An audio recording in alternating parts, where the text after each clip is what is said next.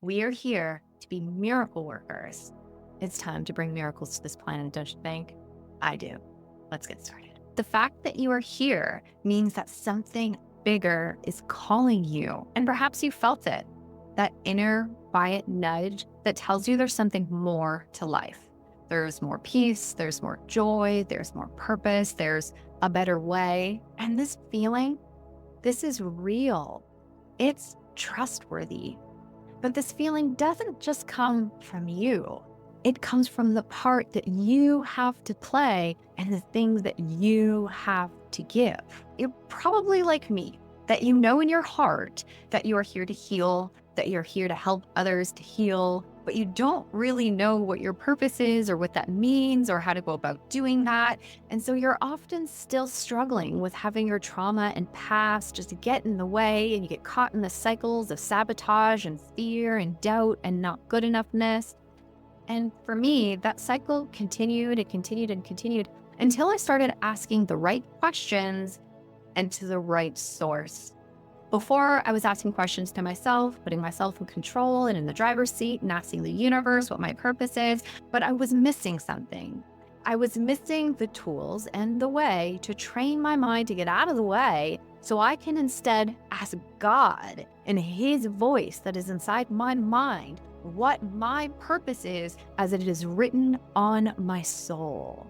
It is stitched into the fabric of my beingness, and I didn't realize this for as long as I was leading myself through this life instead of letting God in His voice lead me through this life. And so now I'm at this place where I have arrived. I have arrived in the joy, in the knowing who I am, and knowing what my purpose is and what God placed me on this planet for. And I want to do everything that I can to help you to come to the same acceptance of your true purpose as a miracle worker. And it is here that we use the teachings and the frameworks of A Course in Miracles to help us to get there. So these aren't just ideas, these are the truth that comes down from our Creator and is meant to be received by your heart and mind.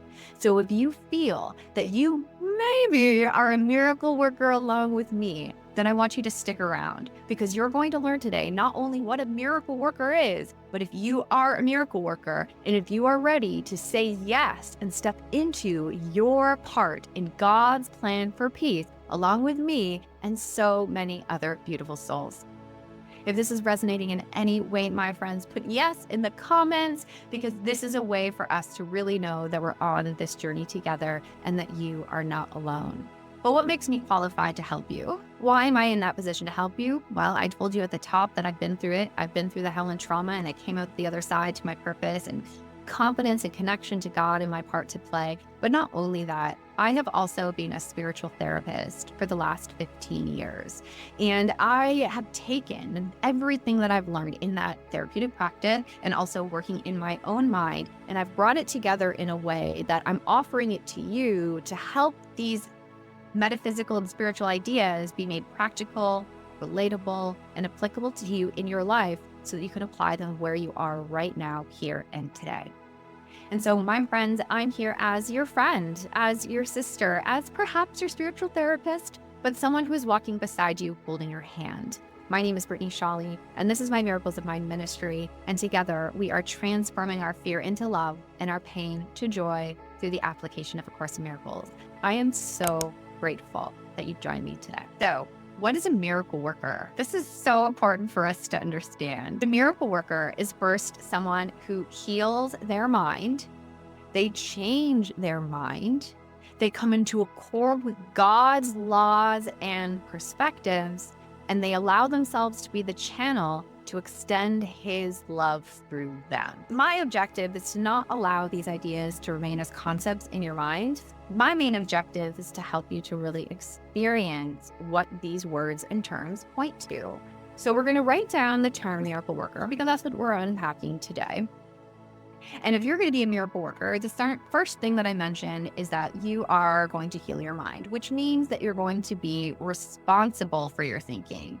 At first, our mind is filled with the thoughts, the conclusions, the beliefs, the fears, the ideologies of our world. So whether it comes from religion, it comes from the media, it comes from marketing, it comes from schools, it comes from our parents, it comes from our friends, whatever it is, we input data from the world outside in. And from the time that we're a little baby and we're going, Mommy, Daddy, what does that mean? And they go, oh, that's a plate and that's a cup. And this is what happens when you drop the cup. And we start to learn both from what they tell us and through our experience what things mean. We start to collect almost like filters of beliefs inside of our psyche, inside of our subconscious mind. And this is what you're going to hear a lot of around here. I'm a big believer of understanding how spiritual psychotherapy works so that you don't just need me, but you can take these teachings into your life and work with it with your own inner teacher. Okay. So understanding that your mind has a collection of beliefs and thoughts is really, really important because this mind speaks loud and speaks first. And if we're going to be a miracle worker,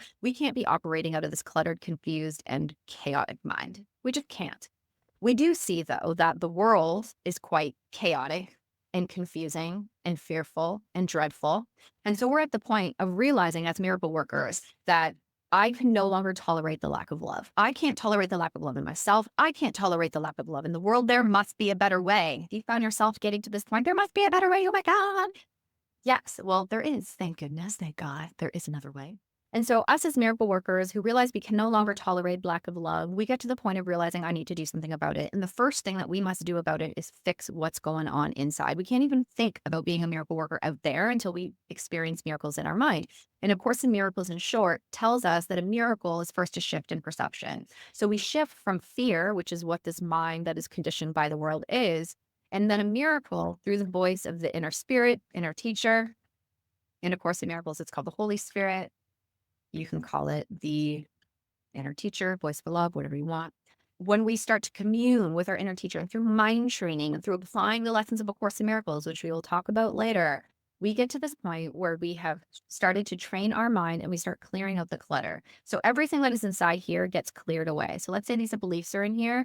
Well, what the Holy Spirit does is it comes in, it intercedes between our thoughts and the thoughts of God, and it clears away the junk in the middle. So instead of that stuff being in the way, what happens is it clears it out of the way. And there's something that exists at the base level of your subconscious mind. And it is the love that we are and the love that miracles come from. Okay. So it's the love of God, the love that we are, and it's the voice for love, the Holy Spirit. The voice for love is the offer of miracles, and the Holy Spirit is the receiver of miracles. So what we're learning to do as a miracle worker is realize that I'm not the thoughts that I think. I am the being of love that God created me to be. So I need to clear out the thoughts that I think so I can get in touch with the love that I am, so that the love that I am becomes a wellspring and it can extend through my hands, through Him. Right? Because miracles don't come from you. They don't come from me. That's the clutteredness of here. Miracles come from the love that you are and that I am, which is beyond form. Okay. But the love that you are and that I am that is beyond form is here because we are. Our consciousness is here. The love is here. Life is here. And life is always God. And so we are realizing that love, which is what we are, is also the love that God is. And when we get in touch with it, we naturally become miracle workers. This is why we're told in A Course in Miracles that miracles are natural. Miracles are natural. But we have a job of purifying our minds first, because if we don't purify our minds, we're caught in the clutter and we can't get to the natural wellspring of miracles that wants to unfold itself. So are you starting to see that this isn't like a special thing? It's not like reserved for me. It's not even reserved for Jesus. That this is the way our mind functions. And when we understand how our mind functions, we are released to be the miracle worker that we're meant to be. Are you starting to see that? Maybe not. If you have questions, write them below, but we're getting there. Okay, let's keep going a little bit deeper. So the miracle worker is also the one that, because we're done with lack of love, we reach down in our heart to reach the love that we are and extend it through us. And what starts to happen is we start to abide by new laws. And the laws that we're starting to abide by are the laws of giving, which is the laws of God.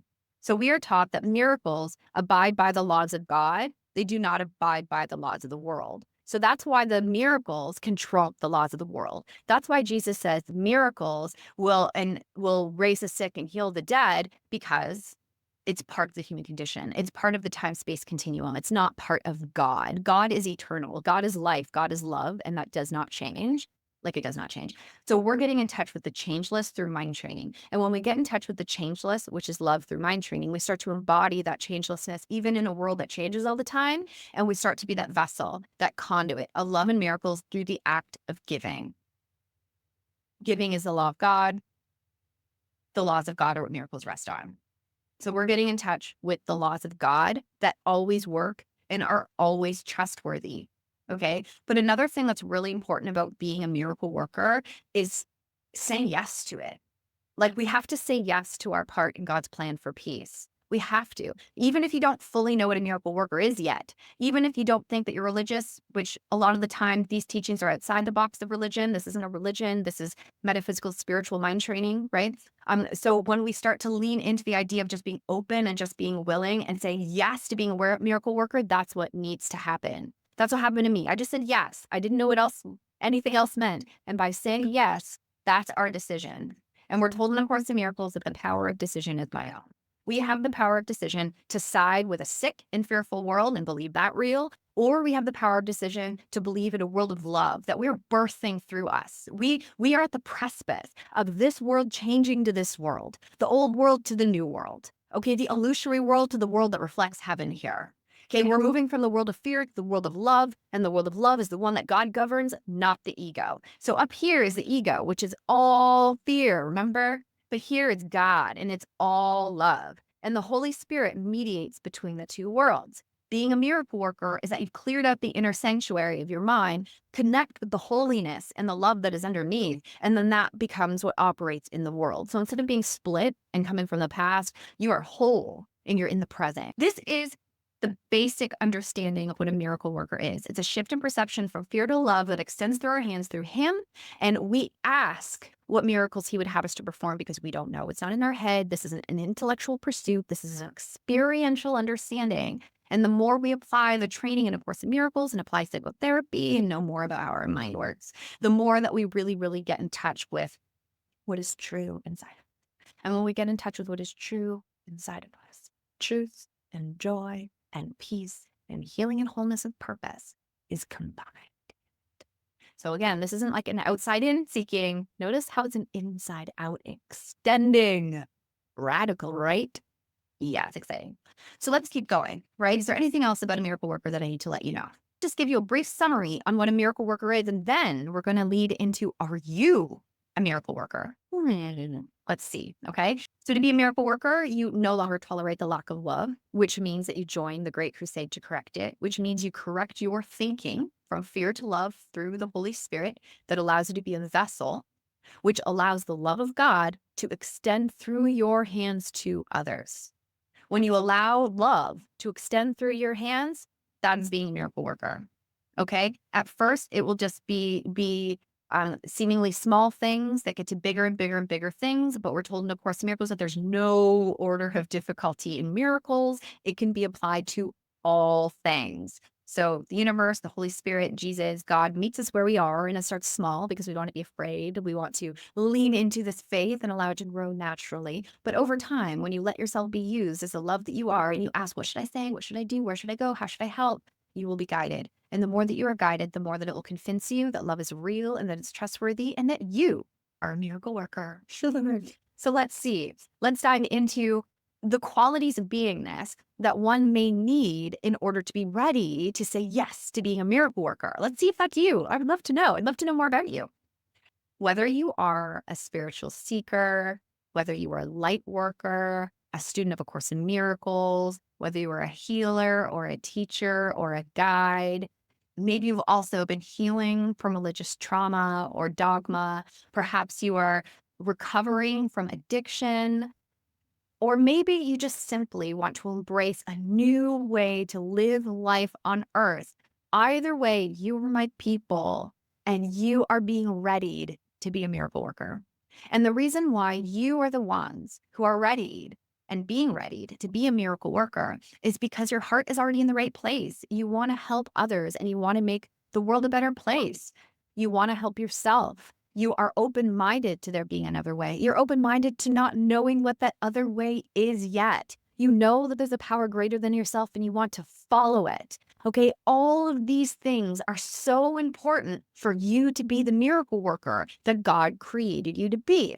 So you are exactly where you're supposed to be right now. And you've done everything you were supposed to do to bring you to this point right now so that we can get to this next level, miracle working, together. This is the big leagues. Are you ready? If you're ready, you will realize that all of the support that you need is here. You have me, you have this channel, you have any like workshops that I offer in the future, but most importantly, you have your inner teacher. And that everything that I do is to help you to get in touch with that inner teacher, because our goal really is miracle working. And if we're going to work miracles together, Jesus says that the foundation of miracles is equality.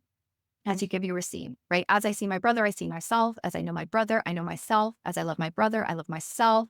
And so it's all about equality. So what I'm going to ask for you, and being on this channel and hearing all this material and learning from me as a spiritual therapist, you can see me as a spiritual therapist, but also see me as your sister and friend who's really just walking this path with you. I may be a little bit ahead of you for now, but my goal is to work with you to bring you to be the same as me. So I don't want you to take me as someone who's special or different from you in any way, or that I'm some idol or guru, because if you start to put me on any kind of pedestal, or I put myself as being greater than you in any way, miracles are not going to be able to reach us. And because our goal together is to be miracle workers, like authentic miracle workers in God's plan for peace, that means we must keep our mind focused on what is true about us. And what is true is that we are here to heal, and we are here to help others to heal.